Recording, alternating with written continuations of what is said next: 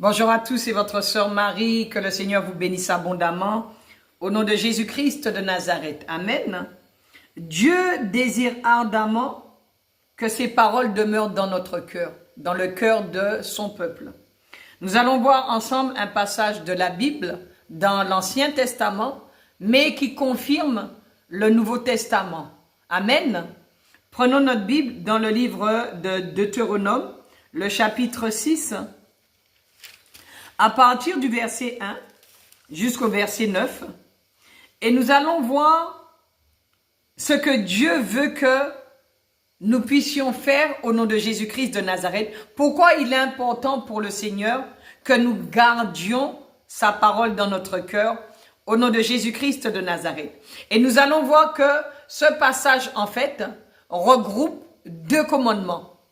Tu aimeras ton Dieu de tout ton cœur et tu aimeras ton prochain comme toi-même. Amen. Prenons notre Bible dans le livre de Deutéronome, chapitre 6.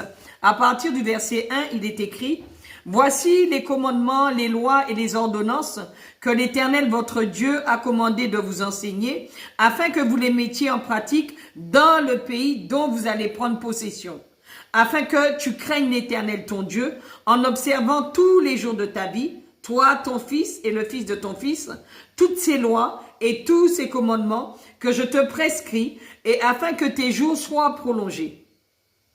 Tu les écouteras donc, Israël, et tu auras soin de les mettre en pratique, afin que tu sois heureux et que vous multipliez beaucoup, comme te l'a dit l'Éternel, le Dieu de tes pères, en te promettant un pays où coule le lait et le miel. On voit qu'il y a toujours une promesse de la part du Seigneur. Verset 4. Écoute Israël, l'Éternel est notre Dieu, est le seul Éternel. Tu aimeras l'Éternel ton Dieu de tout ton cœur, de toute ton âme et de toute ta force. Et ces commandements que je te donne aujourd'hui seront dans ton cœur. Tu les inculqueras à tes enfants et tu en parleras quand tu seras dans ta maison, quand tu iras en voyage, quand tu te coucheras et quand tu te lèveras. Tu les liras comme un signe sur tes mains et ils seront comme des frontaux entre tes yeux. Tu les écriras sur les poteaux de ta maison et sur tes portes. Amen. Voilà les commandements de l'Éternel. Et nous voyons bien que l'Ancien Testament confirme le Nouveau Testament. Il a toujours été question que nous puissions garder les paroles de l'Éternel dans notre cœur. Nous devons les repasser sans arrêt dans notre cœur. Amen. Nous devons toujours repasser la parole de Dieu dans notre cœur.